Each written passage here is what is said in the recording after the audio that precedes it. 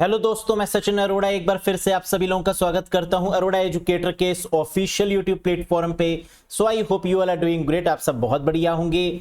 IBPS RRB PO clerk 2024 computer awareness का ये session है जहां पर आज हम लोग फिर से डिस्कस करेंगे डे 5 पे बेस्ट 40 एक्सपेक्टेड क्वेश्चंस पर। कैसे क्वेश्चन एग्जाम में पूछे जा सकते हैं, कैसे पूछे गए, इन सभी का निचोड़ आपको इन सेशंस में देखने को मिलेगा। 12 डेज 12 टेस्ट में आज 5th डे है जहां अगेन आप काफी सारे क्वेश्चंस को कर पाएंगे। काफी ऐसे क्वेश्चंस जिनके आंसर आप जानते थे, गलती से मिस्टेक हो जाएगी आपसे और वो गलत कर देंगे। कई नए क्वेश्चंस को सीखेंगे, कई नए कॉन्सेप्ट को भी सीखेंगे। तो आइए इस मिले जुले सेशंस को आगे बढ़ाते हैं और देखते हैं कि क्वेश्चन का लेवल कैसा है। 40 में से कितना स्कोर आपको करना है। आप जानते हैं 35 प्लस दिमाग में रखना है कि 35 प्लस क्वेश्चन तो सही करने ही करने हैं और कोशिश करनी है कि 40 में से 40 सही हो जाएं तो बल्ले बल्ले है। Let's get started guys. अगर बेसिक लेवल से पूरे कॉन्सेप्ट को पढ़ना चाहते हैं, concept, topic wise MCQs, topic wise PDF, topic wise mock test, अगर टॉपिक वाइज तरीके से बिल्कुल बेसिक लेवल से जीरो लेवल से हीरो लेवल तक पढ़ना चाहते हैं तो आप ज्वाइन कर सकते हैं कंप्यूटर का course. IBPS RRB PO clerk को लेकर 15 मार्च से स्टार्ट हुआ है, जो कि लेटेस्ट कॉन्सेप्ट पर बेस्ड है। यानी क्या हमें लेटेस्ट पढ़ना होगा? जी हां, लेटेस्ट टेक्नोलॉजी, लेटेस्ट वर्जन्स के अकॉर्डिंग ही यहां पर आपको पढ़ना होगा, क्योंकि आईबीपीएस इज वेरी चालाक है ना। ये हमेशा जो क्वेश्चन पूछता है वो किससे पूछता है? Office 365, MS Word, Excel, PowerPoint 2021 जो कि लेटेस्ट वर्जन है। तो लेटेस्ट चीजें ही आपको पता होनी चाहिए, चाहे वो ऑपरेटिंग सिस्टम के रिगार्डिंग हो, मैलवेयर के रिगार्डिंग हो या सॉफ्टवेयर के रिगार्डिंग। तो हमें ओल्ड वाला भी पढ़ना होगा और साथ ही साथ नए वाले पर भी फोकस करना होगा। तो ये लेटेस्ट बैच है जिससे आप कनेक्ट हो जाइएगा। कंप्यूटर की टेंशन आपको लेनी नहीं है, क्योंकि कंप्यूटर में आपको full out of full score करना ही है और वो भी बैंकिंग के एग्जामिनेशन में ये कंपलसरी हो जाता है। जीए तो आप पढ़ते ही हैं, कोशिश करेंगे आप अच्छा स्कोर करने की, लेकिन कंप्यूटर में full out of full score करके आप एक एक्स्ट्रा एज ले सकते हैं, है ना। और यही एज आपको दिलवाएगा ये कोर्स। ज्वाइन करने के लिए अरोड़ा एजुकेटर एप्लीकेशन को इंस्टॉल करिएगा गूगल प्ले स्टोर या iOS स्टोर की मदद से, फिर इस कोर्स से कनेक्ट हो जाइएगा। वैलिडिटी कितनी है sir? 12 months from the date of purchase, 12 महीने की वैलिडिटी के साथ में आपको ये कोर्स मिल रहा है। सर इस कोर्स के अलावा क्या कोई दूसरी वीडियो, क्या कोई दूसरी पीडीएफ, क्या कोई दूसरी बुक देखने की रिक्वायरमेंट है? बिल्कुल नहीं। देखेंगे तो पाप पड़ेगा और देखना ही नहीं पड़ेगा, क्योंकि जब आप इस कोर्स से एनरोल करते हैं तो आपको खुद ये कॉन्फिडेंस फील होगा कि कितना बढ़िया वीडियोस हैं, कितनी बढ़िया पीडीएफ है ना, और ये सफिशिएंट है। एक बार कॉन्फिडेंस आपको खुद में लगेगा ना, तो आप खुद कहेंगे कि ये एनफ है, तो आप दूसरे सोर्स की तरफ जाएंगे ही नहीं। आप दूसरा सोर्स कब चुनते हैं? आप दूसरे मॉक टेस्ट कब चुनते हैं? जब आपको लगता है कि ये सफिशिएंट नहीं है। तो यहां तो कंप्यूटर के मास्टर ब्लास्टर हैं, है ना, तो ये आपको सफिशिएंट फील करवाएगा और एग्जाम में फुल स्कोर भी करवाएगा। तो चलिए दोस्तों, आज के सेशन की शुरुआत करते हैं कुछ क्वेश्चंस के साथ। प्रीवियस सेशन में जो क्वेश्चन हमने आपसे पूछा था वो काफी आसान था। What is the keyboard shortcut for undo function? Undo function के लिए जो कीबोर्ड शॉर्टकट की है वो क्या है? और हम जानते हैं अंडू का मतलब बैक कर देना, रिवर्स कर देना, और ये यूज होता है कंट्रोल जेड की मदद से। यानी first option is the right one. Control Z for the undo, control Y for the redo purpose. Yes, very good.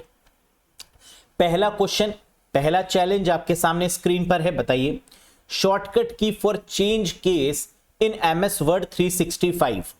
MS Word 365 जो कि ऑनलाइन वर्जन है, सब्सक्रिप्शन बेस्ड वर्जन है एमएस ऑफिस का।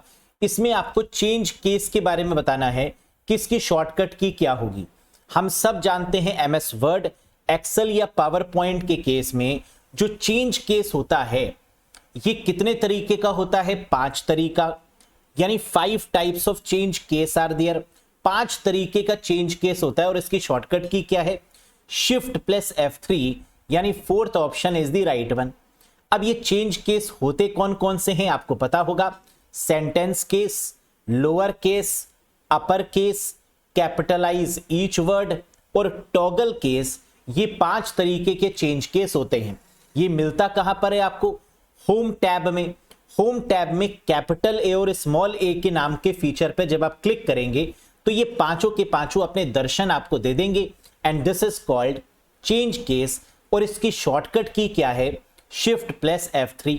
Next, what is the maximum number of slides recommended for a single power point presentation. एकल power point presentation के लिए अनुशंसित स्लाइडों की अधिकतम संख्या या सीमा क्या है।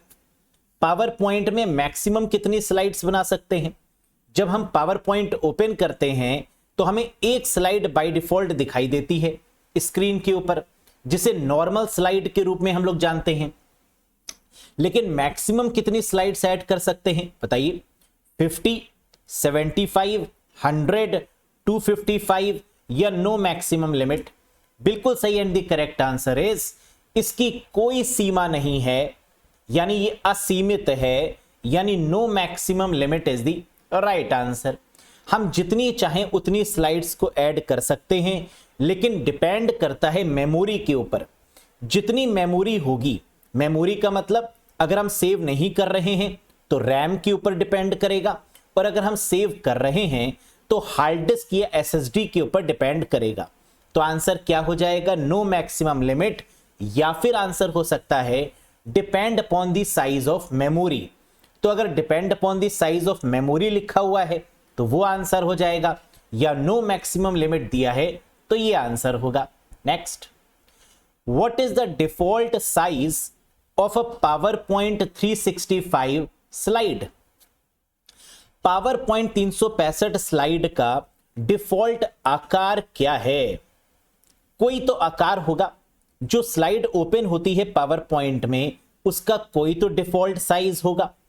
क्या है मुझे फटाफट बताओ, 16:9, 4:3, 5:25, 11:10 या नन ऑफ दीज। इस केस में मैक्सिमम क्वेश्चन गलत आंसर लगाते हैं। सर क्यों? क्योंकि यहां पर कुछ समझने वाली बात है। डिफॉल्ट साइज में आंसर कैंडिडेट लगाते हैं 4:3 और यहां पर गलत हो जाएगा। क्यों?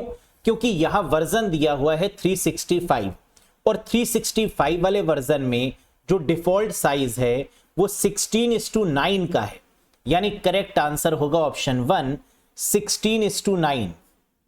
अब जरा ध्यान से समझो, जब आप पावर पॉइंट ओपन करेंगे तो आपको एक डिजाइन टैब मिलेगा। डिजाइन टैब में आपको 2 साइजेस दिख रहे होंगे, एक स्टैंडर्ड 4:3 और दूसरा वाइड स्क्रीन 16:9। इसका मतलब ये जो 16:9 है इसे वाइड स्क्रीन बोलते हैं और ये जो 4:3 है इसे स्टैंडर्ड बोलते हैं। पहले तो ये ध्यान रखो। अब क्वेश्चन ये उठता है कि सर 4:3 कब होगा और 16:9 कब होगा। जरा ध्यान से समझो, 4:3 यानी स्टैंडर्ड हम लगाएंगे जब क्वेश्चन में गिवन होगा 2003 वर्जन, 2007 वर्जन या 2010। अगर इनमें से कोई भी वर्जन हमें मिलता है तो आंसर क्या होगा, 4:3। 16:9 यानी वाइड स्क्रीन कब होगा, जब 2013 की बात हो रही होगी, 2013, 2016, 2019, 2021 और 365, यानी 2013 से लेकर 365 वाले तक या 2021 तक वाइड स्क्रीन वाला होगा बाय डिफॉल्ट। और स्टैंडर्ड कब कब होगा, 3, 7 और 10 के केस में। अब समझ में आई बात। यहां पर क्वेश्चन क्या गिवन था, 365 लेटेस्ट वाला, तो आंसर क्या हो गया, 16:9। ये फायदा होता है कॉन्सेप्ट सीखने का, है ना। अगर कॉन्सेप्ट नहीं पता होता तो मैक्सिमम कैंडिडेट आंसर क्या लगा के आते हैं, 4:3, क्योंकि बाय डिफॉल्ट तो यही होगा। लेकिन नहीं, लेटेस्ट वाले वर्जन्स में 13 से लेकर बदल दिया गया है और ये कर दिया गया है आपका क्या, 16:9 वाला wide screen. Next, which among the following is a valid cell address in MS Excel 365। बताइए, निम्नलिखित में से कौन सा MS एक्सेल 365 में एक वैध सेल पता है? सेल का एड्रेस क्या होता है? हम जानते हैं जो एक्सेल में जो सेल का एड्रेस है उसको नेम बॉक्स में लिखा जाता है, यानी जब हम सेल पर क्लिक करेंगे तो एड्रेस कहां पर शो होगा? नेम बॉक्स में। एड्रेस होता कैसा है? इक्वल्स टू D-6 करके, D-6 करके, D6, D:6 या ऑल ऑफ दिस। क्या होगा आंसर?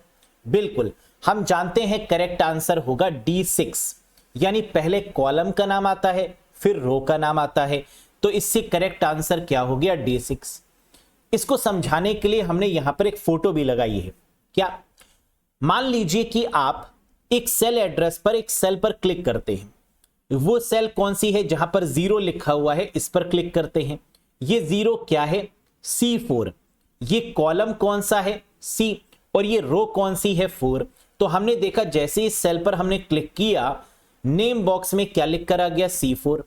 पहले सेल का एड्रेस क्या होगा? A1। तो इस तरीके से इसको हम लोग रिप्रेजेंट करते हैं। Next, which of the following is the default number of worksheet in MS Excel? MS Excel में वर्कशीट की डिफॉल्ट संख्या निम्नलिखित में से कौन सी है? बताओ, बताइए, जल्दी से बताइए। Default number of worksheet in MS Excel, ये तो आप जानते हैं ना कि सर लेटेस्ट वाले वर्जन में 1 है, पुराने वाले वर्जन में 3 है। In latest version the default number of worksheet is 1 and the oldest version the default number of worksheet is 3। Answer क्या लगाएंगे? क्योंकि यहां पर तो वर्जन मेंशन ही नहीं है। अगर वर्जन मेंशन नहीं है तो करेक्ट आंसर होगा पुराने वाले वर्जन के अकॉर्डिंग, दैट इज 3। क्या ये बात समझ में आई? अगर वर्जन मेंशन है तो कोई दिक्कत नहीं, क्योंकि मैंने लिख दिया है किस वर्जन में क्या आंसर होगा। लेकिन अगर वर्जन मेंशन ही नहीं है तो समझ जाना ये क्वेश्चन किसी बुक से या किसी वेबसाइट से कॉपी पेस्ट किया गया है, और इस केस में हमेशा आंसर क्या होगा? 3, और यही एग्जामिनर करेक्ट मानेगा। याद रखिएगा। अब 2003 वाले वर्जन में 3, 7, 10, इन तीनों में कितनी बाय डिफॉल्ट होंगी? 3। 2003 के पहले वाले वर्जन में भी बाय डिफॉल्ट कितनी होंगी? 3। लेकिन जो लेटेस्ट वाला वर्जन ये मानता है वो कब से मानता है? 2016। तो 2016 से लेकर और उसके बाद वाले जितने भी वर्जन हैं उसमें bye default number of worksheets कितनी होंगी? 1। चाहे 2016 हो, 2016, 2019, 2021 या 365, इन सभी वर्जन में by default number of worksheet 1 होगी। Next, a PowerPoint template is save as dash file. कह रहा है पावर पॉइंट टेम्पलेट को किस फाइल के रूप में सहेजा जाता है? टेम्पलेट का मतलब होता है रेडीमेड बनी बनाई पावर पॉइंट की स्लाइड। इस केस में इसका जो एक्सटेंशन होगा वो क्या होगा? .pptx, .potx, .pstx, .temx या ppt। बिल्कुल, and the correct answer is template का मतलब होता है POT, यानी POTX, ये बनेगा करेक्ट जवाब। अगर क्वेश्चन में पूछा जाएगा कि पावर पॉइंट फाइल का एक्सटेंशन क्या है तो आंसर होगा PPT पुराने वाले केस में और PPTX नए वाले केस में। लेकिन अगर टेम्पलेट की बात की जा रही होगी, यानी रेडीमेड पावर पॉइंट स्लाइड्स की बात की जा रही होगी, तो आंसर क्या बनेगा? .potx नए वाले केस में, और पुराने वाले केस में .pot, POT। Next, when dash keys are on the computer provide sound cues। बताइए, जब डैश कुंजी चालू होती हैं तो कंप्यूटर ध्वनि संकेत प्रदान करता है। ऐसी कौन सी कीज हैं जिसके ऑन होने पर कंप्यूटर साउंड प्रोड्यूस करता है? एक क्लू और भी दे देता हूं, इन कीज को ऑन ऑफ कीज के नाम से भी जानते हैं। ये जो कीज हैं ये बंद खुल कीज या ऑन ऑफ कीज के नाम से भी जानी जाती हैं। दीज आर कॉल्ड क्या? Modifier keys, sticky keys, function keys, special keys या टॉगल कीज। करेक्ट आंसर होगा टॉगल कीज। ये कीज किसके लिए डिजाइन की गई हैं? जो स्पेशली ऐसे लोग हैं जो देख नहीं सकते, जो विजुअली इंपेयर्ड हैं, उनके लिए इन कीज को डिजाइन किया गया है। इन्हें ऑन ऑफ कीज भी बोलते हैं and these are called toggle keys. कौन कौन सी? कैप्स लॉक, नम लॉक और स्क्रॉल लॉक। 3 कैटेगरीज में इसको डिवाइड किया गया है। तो टॉगल कीज कितने तरीके की होती है? 3 तरीके की, कैप्स लॉक, नम लॉक और scroll lock. Next, what is the shortcut key to delete the current slide in PowerPoint? कह रहे पावर पॉइंट में वर्तमान स्लाइड को हटाने के लिए किस शॉर्टकट की का प्रयोग करते हैं? बताओ। आपने एक स्लाइड बनाई पावर पॉइंट में, आप चाहते हैं कि स्लाइड को रिमूव कर दें, पूरी स्लाइड ही स्वाहा कर दें, उड़ा दें। कैसे उड़ाएंगे? Insert, delete, backspace, delete and backspace या none of these? Correct answer है डिलीट। अगर आप डिलीट की प्रेस करते हैं तो वो हट जाएगी, बैक स्पेस करते हैं तो भी हट जाएगी। यानी डिलीट भी सही है और बैक स्पेस भी सही है। तो करेक्ट आंसर बनेगा option number 4, delete and backspace to delete the current slide. ठीक। Next, which among the following represent a union type of cell reference in Excel? निम्नलिखित में से कौन एक्सेल में यूनियन प्रकार सेल संदर्भ का प्रतिनिधित्व करता है? बताओ। यूनियन टाइप, देखो मैंने फोकस भी किया हुआ है किस पर? यूनियन पर और सेल रेफरेंसिंग पर। हम जानते हैं सेल रेफरेंसिंग कितने तरीके की होती है? 3 तरीके की, रिलेटिव, एब्सोल्यूट और मिक्स्ड। यस, यूनियन का मतलब होता है कॉमा। सेल रेफरेंसिंग में कभी भी अगर यूनियन लिखा हो तो यूनियन को हम किससे रिप्रेजेंट करते हैं? कॉमा से। तो क्या कहीं पर कॉमा दिया हुआ है? जी हां, एक ऐसा ऑप्शन है जहां पर कॉमा दिया हुआ है और वो है ऑप्शन नंबर 3, A10, A20। इनको मर्ज करना है, इनका यूनियन करना है। तो आंसर क्या होगा? Option 3 is the right one. तो याद क्या रखना है कि यूनियन का मतलब कॉमा, कॉमा का मतलब यूनियन। जबकि सिर्फ सेल रेफरेंसिंग को हम लोग किस सिंबल से रिप्रेजेंट करते हैं? अगर सिर्फ सेल रेफरेंसिंग की बात करें तो इसे कॉलन वाले सिंबल से रिप्रेजेंट करते हैं।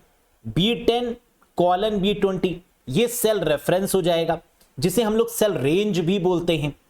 लेकिन अगर हम यहां पर लॉक वाले कॉन्सेप्ट को देखें, जब हम सेल या कॉलम को लॉक करते हैं तो वहां डॉलर का यूज होता है सेल रेफरेंसिंग में। सेल रेफरेंसिंग में डॉलर का यूज कब करते हैं? जब हम एब्सोल्यूट की बात करते हैं, जब हम मिक्स्ड सेल रेफरेंसिंग की बात करते हैं, तो वो वहां पर या तो हमें रोज को लॉक करना होता है या कॉलम्स को, या एब्सोल्यूट के केस में दोनों को, तो वहां पर डॉलर का यूज करेंगे। यानी सेल रेफरेंसिंग में, एब्सोल्यूट और मिक्स्ड के केस में डॉलर का यूज, यूनियन के केस में कॉमा का यूज, और सिर्फ सेल रेफरेंसिंग के केस में, रेंज के केस में कॉलन का यूज करके B10 कॉलन B20 इससे रिप्रेजेंट कर देंगे। Very good. Next, what is the use of shift plus F5 shortcut की? बताइए। शिफ्ट प्लस F5 शॉर्टकट की का उपयोग क्या है, लेकिन किस प्लेटफॉर्म में कह रहा है यह भी देखना पड़ेगा। एंड द प्रेजेंटेशन, अच्छा प्रेजेंटेशन का मतलब पावर पॉइंट। पावर पॉइंट में शिफ्ट प्लस F5 क्या करेगा? एंड करेगा? नहीं, एंड के लिए तो एस्केप का यूज किया जाता है। स्टॉप और रीस्टार्ट इन ऑटोमेटिक प्रेजेंटेशन? जी नहीं। Start a presentation from the beginning, शुरू से अगर करना है तो F5 करेंगे, सिर्फ F5। Perform the previous animation? जी नहीं। Start slide from the current slide? जी हां। तो शिफ्ट प्लस F5 का यूज करते हैं करंट स्लाइड से स्लाइड शो करने के लिए। तो करेक्ट आंसर बनेगा option 5, that is the correct one. Next, this allows the computer to share the same IP address. यह कंप्यूटर को समान IP पता साझा करने की अनुमति देता है। अच्छा, पहले क्वेश्चन को समझो। सेम IP एड्रेस का मतलब क्या है? क्या 2 कंप्यूटर्स का IP एड्रेस सेम हो सकता है? जी नहीं। लेकिन अगर हमें ऐसा करना है कि हम 2 या कई सारे कंप्यूटर्स में एक ही IP एड्रेस को शेयर करें, तो हम किसका यूज करेंगे? DSL का, DNS का, NAT का, वैट का या टीसीपी आईपी का? Very important question. Same IP address को शेयर करने के लिए जिसका हम यूज करते हैं वो है नेट प्रोटोकॉल, जिसे हम लोग बोलते हैं network address translation. Network address translation का काम क्या होता है? सेम आईपी एड्रेस को शेयर करना among different number of computers, among different number of nodes. This is called NAT, network address translation. Next, the first Unix operating system was written in which of the following language? पहला Unix operating system निम्नलिखित में से किस भाषा में लिखा गया? Unix operating system की बात करें तो Unix का ही एडवांस्ड फॉर्म क्या है? Linux। और ये multi user multitasking service provide करते हैं। सर्वर में इनका यूज किया जाता है, चाहे यूनिक्स हो चाहे लाइनेक्स हो। लेकिन आपको क्या बताना है कि फर्स्ट यूनिक्स ऑपरेटिंग सिस्टम किस लैंग्वेज में डिजाइन किया गया? And the correct answer is, बोलो, सी बेसिक, कोबोल, असेंबली या नन ऑफ दीज? बिल्कुल, that is in mnemonics. Unix operating system को डिजाइन करने के लिए निमोनिक्स लैंग्वेज का सहारा लिया गया। और निमोनिक्स का मतलब क्या होता है? Assembly language. That is the right one, यानी ऑप्शन नंबर 4 बनेगा बिल्कुल करेक्ट आंसर। तो कभी भी यूनिक्स के बारे में बात की जाए या लाइनेक्स ऑपरेटिंग सिस्टम की बात की जाए और कहा जाए ये किस लैंग्वेज पर बेस्ड है, तो आंसर क्या होगा? असेंबली लैंग्वेज पर बेस्ड है। Next, which of the following memories must be refresh many times पर सेकेंड? कह रहे निम्नलिखित में से किस स्मृति को प्रति सेकंड कई बार ताजा किया जाना चाहिए या कई बार रिफ्रेश किया जा सकता है? ये तो प्रीवियस ईयर का क्वेश्चन है ना, 2023 में पूछा गया था। बताइए, स्टैटिक रैम, डायनेमिक रैम, ईपीरोम, रोम या एसडी रैम? क्या होगा करेक्ट आंसर? रिफ्रेश करने वाली जो मेमोरी है उसको हम क्या बोलते हैं? Dynamic RAM. जो ऑटोमेटिक रिफ्रेश होती है that is called dynamic RAM. क्या डी रैम या डायनेमिक रैम गिवन है? जी हां, सेकंड ऑप्शन में गिवन है। स्टैटिक रैम जिसका यूज कैश मेमोरी को बनाने के लिए किया जाता है। डायनेमिक रैम जो हमारे लैपटॉप में, हमारे मोबाइल फोन्स में, जो गैजेट्स में लगती है वो डायनेमिक रैम है। ईपी रोम कौन सी रोम होती है? जिसमें अल्ट्रा वायलेट रेस की मदद से हम लोग डेटा को डिलीट करते हैं, रिमूव करते हैं, that is called EPROM. ROM क्या है? जिसमें बायोस रहता है, that is called ROM. SDRAM क्या है? Synchronous dynamic random access memory, जो डेट और टाइम को सिंक करने में मदद करती है, that is called SDRAM. Next, radio broadcast comes under which mode of communication? बताइए, रेडियो प्रसारण संचार कि किस माध्यम के अंतर्गत आता है? ये रेडियो प्रसारण यानी रेडियो जॉकी। आप सुन रहे हैं मिस्टर फला फला को, है ना, ऐसे आप जानते। तो रेडियो ब्रॉडकास्ट जब होता है तो ये किस मोड ऑफ कम्युनिकेशन में आता है? बताइए। तो इनका पसंदीदा गाना चला दिया जाए, है ना, गाना चल जाता है, सुनते हैं हम लोग। आरजे रेडियो ब्रॉडकास्ट किस में आएगा? Simplex, half duplex, full duplex, all of these या none of these? Very good. Radio broadcast, जितने भी ब्रॉडकास्ट हैं, चाहे वो टीवी ब्रॉडकास्टिंग हो, चाहे रेडियो की ब्रॉडकास्टिंग हो, ये एक ही डायरेक्शन में होती है, यानी ये सिंगल डायरेक्शन में होती है। और सिंगल डायरेक्शन का मतलब क्या होगा? Simplex communication. तो ब्रॉडकास्टिंग हमेशा किस में आएगी? सिंप्लेक्स में। यानी आंसर क्या बनेगा? सिंप्लेक्स, है ना। ऑन एयर जो बोलते हैं ये लोग, जो कम्युनिकेट करते हैं, जो बताते हैं अपनी चीजें, that is in a single direction, that is called simplex. Next, लेकिन आजकल तो कॉल भी शुरू कर दिया है ना, साथ ही साथ कॉल भी मिला लिया जाता है और डिमांड से गाने चला दिए जाते हैं। तो आजकल तो बहुत कुछ हो रहा है, लेकिन वो तो कॉलिंग फैसिलिटी है। लेकिन जब भी कॉलिंग फैसिलिटी होगी तो वो किस में आएगा? फुल डुप्लेक्स में। लेकिन रेडियो ब्रॉडकास्ट अपने आप में क्या है? सिंप्लेक्स है। क्लियर? कंफ्यूज मत होना इसमें। Browsing the internet and USB comes under which mode of networking communication? अच्छा जी, कह रहा है इंटरनेट ब्राउजिंग और यूनिवर्सल सीरियल बस नेटवर्किंग संचार के किस मोड के अंतर्गत आता है? यह भी बताइए। Simplex, half duplex, full duplex, all of these या none of these. Browsing of the internet का मतलब जो हम लोग इंटरनेट पर सर्च कर रहे हैं, है ना, गूगल ओपन करके सर्च करने लगे, कुछ भी ढूंढने लगे, कुछ मूवीज ढूंढने लगे, है ना, कुछ भी हम सर्च कर रहे हैं इंटरनेट पर, भाई सब कर रहे हैं, ये किस में आएगा? यह बात करें यूएसबी की, यूएसबी का मतलब पेन ड्राइव बोल सकते हैं, या यूएसबी केबल पर आपने कुछ कनेक्ट किया, कीबोर्ड कनेक्ट किया, माउस कनेक्ट किया, तो ये जो यूएसबी केबल है ना, केबल्स की बात करें, या जो पेन ड्राइव है यूएसबी डिवाइस इसकी बात करें, ये सब किस में आएंगी? या ब्राउजिंग द इंटरनेट, इंटरनेट को सर्च करना किस में आएगा बताओ? Simplex, half duplex, full duplex, all of these या नन ऑफ दीज? आओ समझते हैं। अब अगर ब्राउजिंग द इंटरनेट का मतलब क्या है कि हमने कुछ रिक्वेस्ट करी, हमें रिस्पॉन्स मिला, क्या रिक्वेस्ट और रिस्पॉन्स दोनों होता है? यानी दोनों तरफ से बात हो रही है। दोनों तरफ का मतलब या तो हाफ डुप्लेक्स होगा या फुल डुप्लेक्स, लेकिन यहां पर एक समय पर एक ही काम होता है। पहले रिक्वेस्ट करते हैं सर्वर से, फिर सर्वर हमारी रिक्वेस्ट का रिस्पॉन्स देता है, क्या है? Half duplex. सिमिलरली यूएसबी, अगर हम पेन ड्राइव का एग्जांपल लें यूएसबी में, तो हमने पेन ड्राइव को लगाया और फिर उसने ड्राइवर की मदद से अपने आप को क्या किया? Plug and play. पहले हमने प्लग किया और फिर वो प्ले हो गई, फिर वो ओपन हो गई हमारे सामने, क्या है? अगेन हाफ डुप्लेक्स है। तो करेक्ट आंसर यहां पर क्या होगा? ब्राउजिंग द इंटरनेट और यूएसबी के केस में हाफ डुप्लेक्स। फुल डुप्लेक्स कब होगा? जब टेलीफोन कम्युनिकेशन की बात करेंगे, जब वीडियो कॉन्फ्रेंसिंग की बात करेंगे, तब बात करेंगे फुल डुप्लेक्स की। Next, multi point topology is called dash topology. Topology बहुत इंपॉर्टेंट टॉपिक है और यहां से कई सारे क्वेश्चंस बनते हैं। टोपोलॉजी का मतलब लॉजिकल और physical connection of the computer over the network. Computers को नेटवर्क के ऊपर लॉजिकली और फिजिकली कैसे कनेक्ट किया जाए, that is called topology. Multi point topology का मतलब जहां पर कई सारे पॉइंट हैं, कई सारे पॉइंट का मतलब कई सारे कंप्यूटर्स एक ही केबल से कनेक्टेड हैं, that is called multi point topology. और इसका मतलब हम बात कर रहे हैं किसकी? बिल्कुल सही, बस टोपोलॉजी की, यानी second is the right one. आप देख सकते हैं यहां पर कई सारे कंप्यूटर्स, नोड्स, सर्वर एक ही केबल से कनेक्टेड हैं और इसीलिए इसको क्या बोलते हैं? Multi point topology.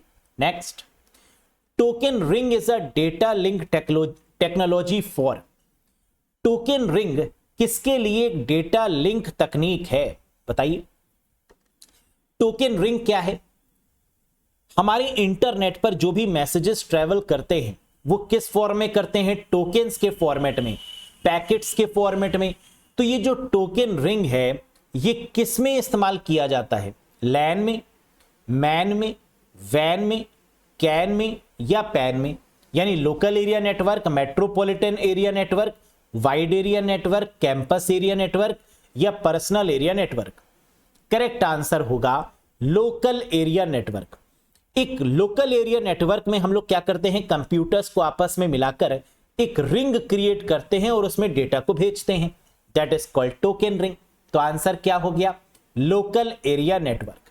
याद रखिएगा, जब कभी भी बात लोकल एरिया नेटवर्क की होगी तो आंसर टोकन रिंग होगा, और जब कभी भी बात टोकन रिंग की होगी तो आंसर क्या होगा? Local area network. दोनों तरफ से इसको याद रखने की रिक्वायरमेंट है। और हमने कैसे याद करवाया आपको कि जब भी लोकल एरिया नेटवर्क मतलब एक कैंपस, एक ऑफिस में अगर डेटा को डिस्ट्रीब्यूट करना होगा तो वो किस फॉर्मेट में होगा? रिंग के फॉर्मेट में, है ना, कुछ ऐसे। Next, the topology in which every node is connected to only to its immediate neighbour is called. वह टोपोलॉजी जिसमें प्रत्येक नोड केवल अपने निकटतम पड़ोसियों से जुड़ा होता है, क्या कहलाता है बताइए? अपने पड़ोसियों से जुड़ा होता है। कुछ ऐसे याद रखिए कि जब कभी भी बात पड़ोसी की हो, नेबर की हो, तो आप क्या करेंगे? अपने पड़ोसी को एक रिंग गिफ्ट करेंगे। क्या गिफ्ट करेंगे? अंगूठी। हो सकता है आपको प्यार हो जाए अपने पड़ोसी से, है ना, और पड़ोसी से प्यार होने का मतलब उसको फिर रिंग गिफ्ट करनी पड़ेगी, और रिंग गिफ्ट करने का मतलब क्या होगा? Ring topology.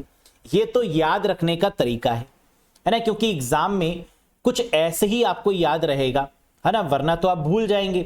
इतने सारे सब्जेक्ट्स जो पढ़ते हैं, रजनीकांत जो हैं, तो कोई ना कोई ऐसी टेक्निक भी साथ में आपको याद रखनी होगी जिसके थ्रू आप कहानी के फॉर्मेट में उसको याद कर पाए। तो हमने क्या कहा, नेबर का मतलब रिंग, पड़ोसी का मतलब रिंग। अब इसको समझ भी लेते हैं, ये है क्या, कह रहा है जहां पर हर एक कंप्यूटर एक दूसरे कंप्यूटर से कनेक्टेड है। देखो अपने पास वाले कंप्यूटर से कनेक्टेड है, तो ये क्या है, एक तरीके की रिंग क्रिएट कर रहा है, that is why it is called ring topology.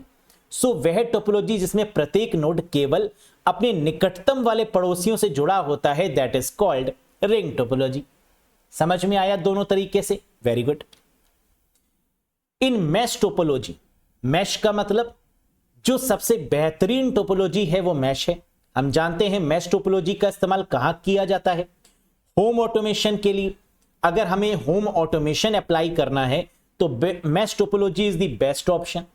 कह रहा है in mesh topology the formula to find the number of node, कितनी नोड्स हैं ये कैसे पता करेंगे मैश टोपोलॉजी में, और यहां पर जो फॉर्मूला लगेगा वो है n(n-1) डिवाइडेड बाई 2, यानी third option is the correct one. How many nodes are there, कितनी नोड्स हैं, इसको पता लगाने के लिए हम क्या फॉर्मूला अप्लाई करते हैं, n(n-1) डिवाइडेड बाई 2। क्या ये बात समझ में आई? इससे हमें number of nodes, number of computers का आइडिया लग जाएगा। Next, mesh topology have devices which are connected via. Mesh topology में ऐसे उपकरण होते हैं जो किसके माध्यम से जुड़े होते हैं। हमें मालूम है मैश टोपोलॉजी क्या है, ये जो आपको अभी दिखाई है ना, ये मैश है। यहां पर हर एक कंप्यूटर एक दूसरे कंप्यूटर से जुड़ा है, और इस कनेक्शन को क्या बोलते हैं, this is called single and multiple link, जी नहीं। मल्टी पॉइंट लिंक, जी नहीं। पॉइंट टू पॉइंट लिंक, जी हां। यहां एक पॉइंट दूसरे पॉइंट से कनेक्टेड होगा तो that is what we called point to point linking.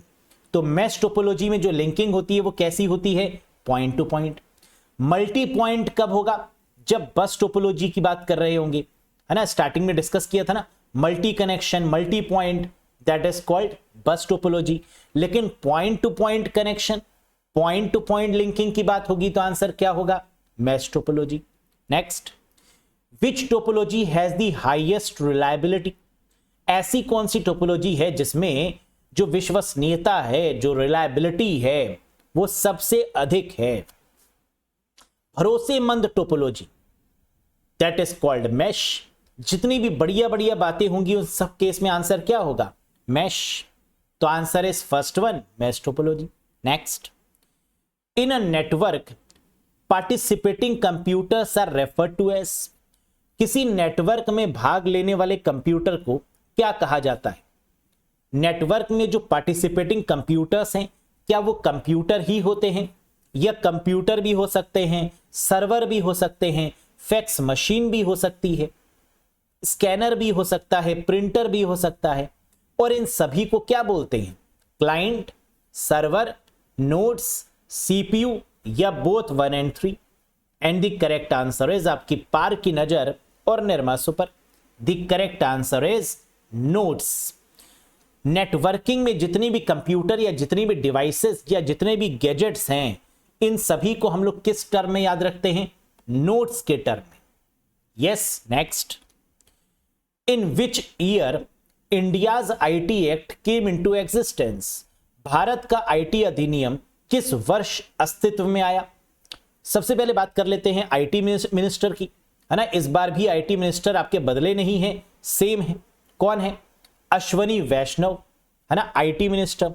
और इंडियाज आईटी एक्ट कब आया, that is in 2000, that is called IT act 2000, जिसमें नियम बनाए गए कि किस सजा में क्या प्रावधान होना चाहिए, जो सजा होगी वो किस किस को लेकर होगी, हैकिंग में कितने साल की सजा और क्या पेनल्टी होनी चाहिए, या ई कॉमर्स रिलेटेड एक्टिविटीज में अगर कोई हैकिंग हो रही है तो उसके लिए क्या पनिशमेंट होना चाहिए।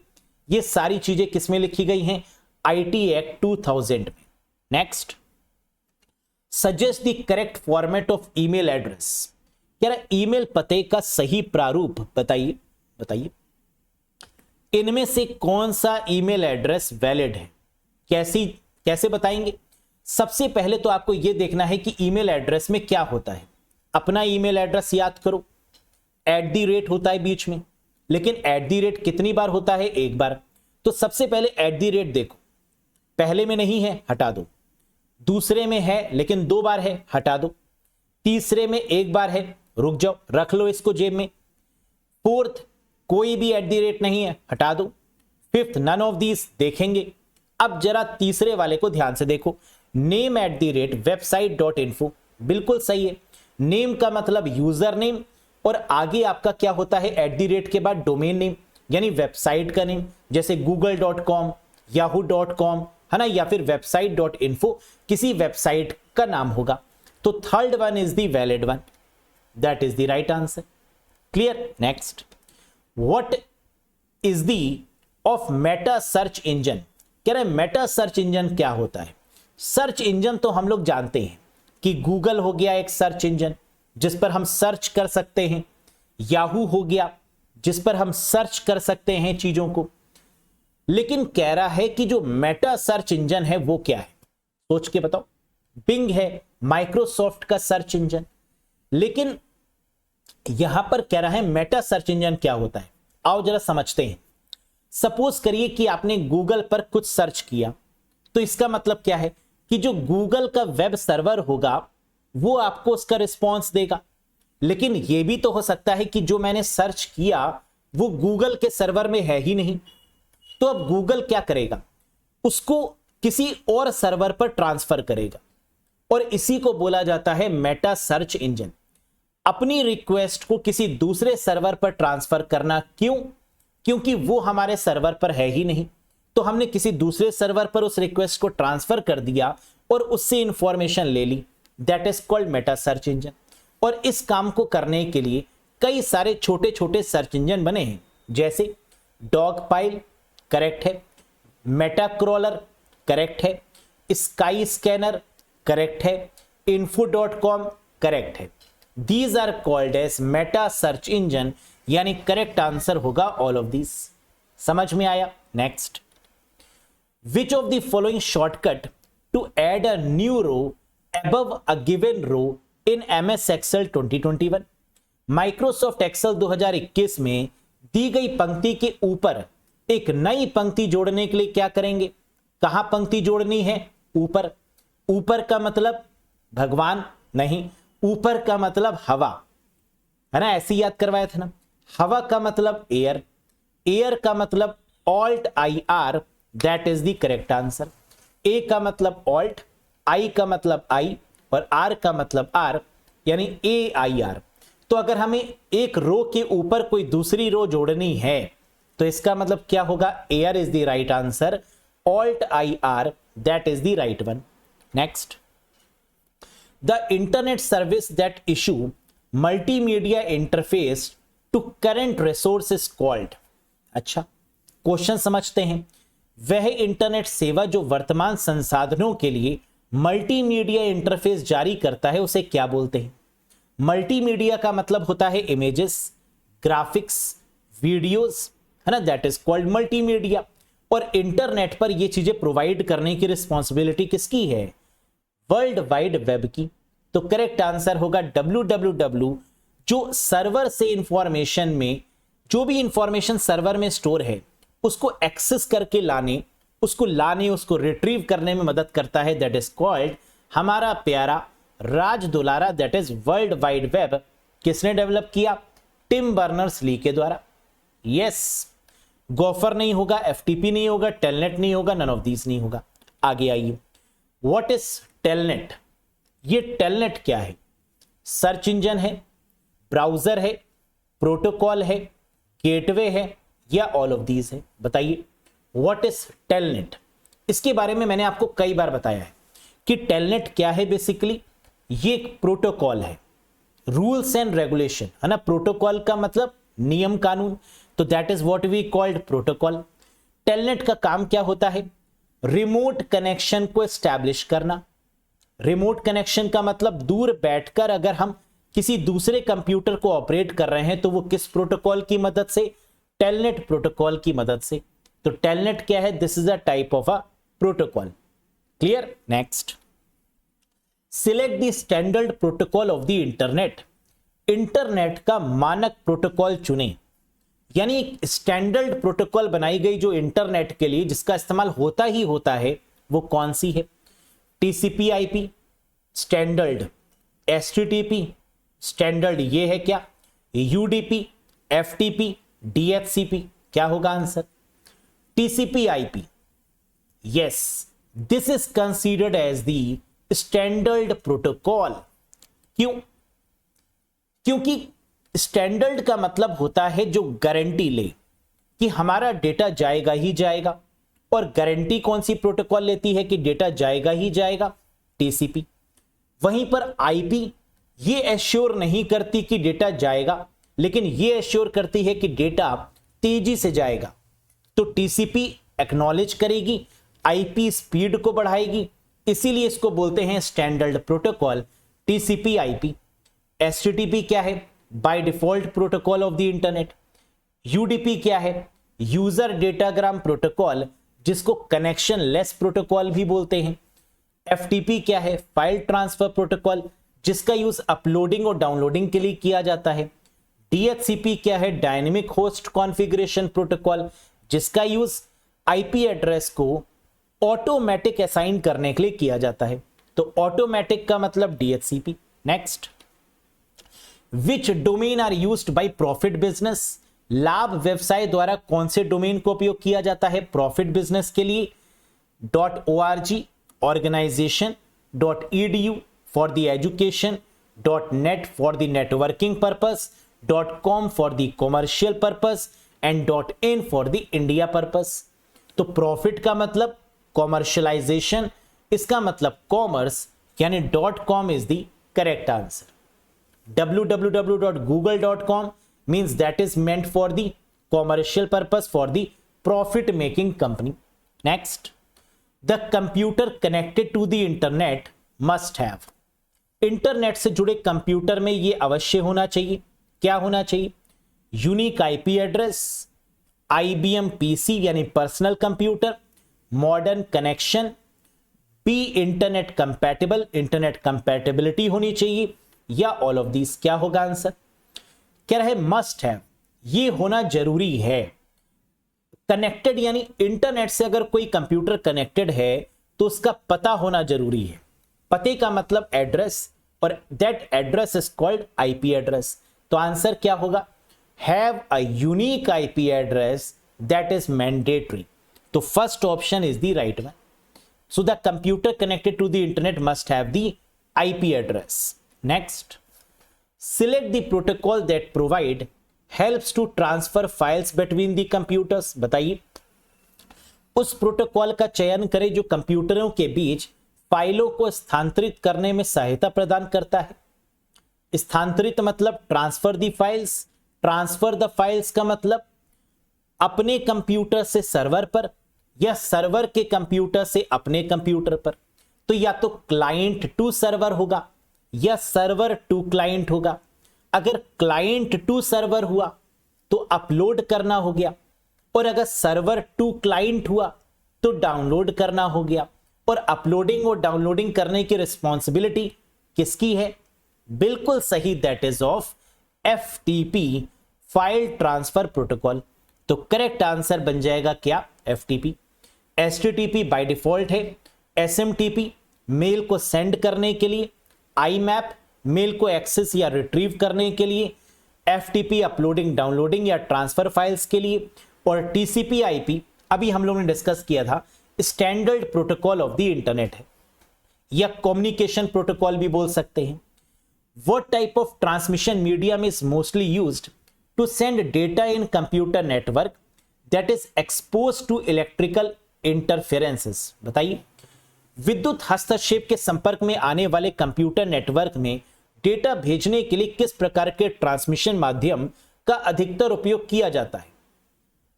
बात किसकी हो रही है? इलेक्ट्रिकल इंटरफेरेंसेस की। और इस केस में जो नेटवर्क या ट्रांसमिशन मीडियम होगा वो बेटर क्वालिटी का होगा, नो डाउट। तो सबसे बेटर क्वालिटी का यहां पर क्या दिख रहा है आपको? Optical fibre, twisted pair, coaxial cable, microwave या all of these? Yes, no doubt, that is the highest speed communication cable and that is called optical fibre cable, जिसकी स्पीड लाइट के स्पीड की इक्विवेलेंट होती है, optical fibre. Optical fibre cable की अगर बात करें तो अगर इसको पानी के नीचे लगाया जाता है, समुद्र के नीचे लगाया जाता है, तो उसे बोलते हैं सबमरीन केबल। और यहां पर स्टार्टिंग में core, cladding, coating, strength member और आउटर जैकेट का यूज किया जाता है प्रोटेक्शन के पॉइंट ऑफ व्यू से, ताकि ये केबल सुरक्षित रहे और स्पीड भी मेंटेन रहे। That is called optical fibre cable. Next, best description for uploading information. कह रहा है अगर हम किसी भी इंफॉर्मेशन को अपलोड कर रहे हैं तो उसके लिए सबसे बेटर कौन सा यहां पर ऑप्शन है? Sorting data on a disk drive, sorting data on a hard drive, receiving information from a host server, sending information to a host server या ऑल ऑफ दीज। अपलोड करने का मतलब सर्वर पर इंफॉर्मेशन को send करना, यानी client to server, that is called uploading.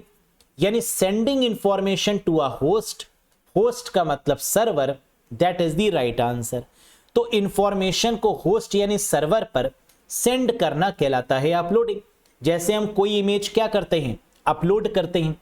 आपने जिस समय आईबीपीएस का फॉर्म फिल किया उसमें क्या करिए, अपनी फोटो, अपने सिग्नेचर्स को अपलोड किया, है ना, that is called sending information to a server या host computer. Next, which software program that allows you to legally copy the files is called? very important question, और ये क्वेश्चन तो one of the famous question है, आएगा ही आएगा exam में। बताइए कौन से सॉफ्टवेयर प्रोग्राम आपको कानूनी रूप से फाइलों की प्रतिलिपि बनाने की अनुमति देते हैं? which software programs that allow you to legally copy the files? क्या फाइल्स को कॉपी करना क्या आम जिंदगी में, आम सॉफ्टवेयर में क्या ये पॉसिबल है? जी नहीं। अगर कोई सॉफ्टवेयर डेवलपर है तो वो क्या करेगा, अपने सॉफ्टवेयर को कॉपीराइट ले लेगा जिससे कि कोई उसको कॉपी ना कर पाए, और अगर करता है तो उसके अगेंस्ट केस हो जाए, है ना, इसी को तो बोलते हैं कॉपीराइट। लेकिन अगर वो कॉपीराइट नहीं लेता तो इसे क्या बोलेंगे? वही तो कह रहा है, which software program that allow you to legally copy the files. हम लीगल तौर पे कॉपी कर सकते हैं फाइल्स की, और इसे क्या बोलते हैं? Open source, public domain, shareware, nagware या फ्रीवेयर। करेक्ट आंसर होगा पब्लिक डोमेन, जहां पर हमें कॉपी करने की पूरी परमिशन है, that is called public domain software. समझ में आया? ओपन सोर्स का मतलब जो फ्री ऑफ कॉस्ट है, जिनमें बदलाव भी किया जा सकता है, ओपन सोर्स। पब्लिक डोमेन का मतलब जिन सॉफ्टवेयर के कोड में कॉपीराइट नहीं लिया गया, पब्लिक डोमेन। शेयरवेयर का मतलब जिनको हमने क्या किया, ट्रायल वेयर या शेयरवेयर। यानी शेयरवेयर का मतलब हम ये कह सकते हैं कि कुछ समय के लिए हमने उसको फ्री में यूज किया, अगर हमें समझ में आया तो हमने परचेज कर लिया, शेयरवेयर या ट्रायल वेयर। नैगवेयर का मतलब वो पॉपअप्स जो बार बार आते हैं और हमें परेशान करते हैं और कहते हैं buy now buy now buy now, मुझे खरीद लो मुझे खरीद लो, है ना। ऐसे कई बार आपके पास में आते हैं जो आपको बार बार परेशान करते हैं, क्लिक मी क्लिक मी क्लिक मी, मुझ पर क्लिक करो, मुझे बाय करो, है ना, ऐसी चीजें, that is called nagware. Freeware का मतलब जो पूरी तरीके से फ्री हैं, that is called freewares. Next, which of the following is not used for the medium for 802.3 Ethernet? Very popular again, 802.3 ये क्या है? IEEE ईथरनेट का एग्जाम्पल है। हम जानते हैं ईथरनेट के माध्यम के लिए निम्नलिखित में से किसका उपयोग नहीं किया जाता? ये जो 802.3 है या ईथरनेट की बात करें, ये केबल्स के रिस्पेक्ट में यूज किया जाता है।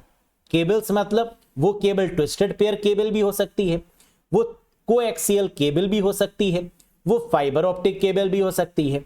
तो ईथरनेट का मतलब होता है केबल, और जो केबल नहीं है वो इसका एग्जाम्पल नहीं होगा। तो केबल कौन सी नहीं है? माइक्रोवेव, है ना, ये वेव्स हैं, ये तरंगे हैं, तो that is not a cable, ये हो जाएगा करेक्ट आंसर। क्योंकि क्वेश्चन में क्या कह रहा था, not used for the Ethernet, इनमें से ईथरनेट पर क्या प्रयोग नहीं होता, तो microwave is not used in the Ethernet purpose. Next, where the web browser store pages and graphics that recently opened, web browser हाल ही में खोले गए पृष्ठों और ग्राफिक्स को कहां संग्रहित करता है। सपोज करिए कि आपने एक वेबसाइट ओपन करी और वो वेबसाइट अब डेली बेसिस पर ओपन करते हैं, तो अब आपका कंप्यूटर उस वेबसाइट के पेजेस को कहां स्टोर करेगा, HTML में, क्लिपबोर्ड में, हार्ड डिस्क में, रैम में या कैशे में। सोचो, एक वेबसाइट जिसको आप डेली ओपन करते हैं, रिसेंटली ओपन, रिसेंटली ओपन का मतलब अभी अभी आपने ओपन करी है और बार बार ओपन कर रहे हैं, तो जो चीजें हम लोग लगातार ओपन करते हैं या रिसेंटली ओपन करते हैं वो हमें कहां मिल जाती है, कैशे में। तो करेक्ट आंसर है कैशे मेमोरी। या कोई फाइल जो हम बार बार ओपन करते हैं वो किस में रख देता है, कैशे में। या कोई वेब पेज जिसको हम बार बार ओपन करते हैं उसको कहां रख देता है, कैशे में। और जब हम उसका यूज करना बंद कर देते हैं तो कंप्यूटर कैशे से उठाकर उसको कहां रख देगा, रैम में, है ना। ये भी लॉजिक है जिसको बोलते हैं locality of reference.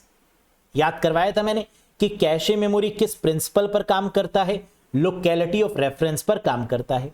Next, Which of the following IP address can be used as a loopback address? निम्नलिखित में से कौन सा IP एड्रेस लूपबैक एड्रेस के रूप में इस्तेमाल किया जाता है। हम जानते हैं लूपबैक एड्रेस क्लास A में आता है। वैसे तो क्लास A 0 से लेकर 126 होती है, लेकिन 127 को भी क्लास A में रखते हैं और 127.0.0.1 इसको लूपबैक एड्रेस या इसको लोकल होस्ट के नाम से भी जानते हैं।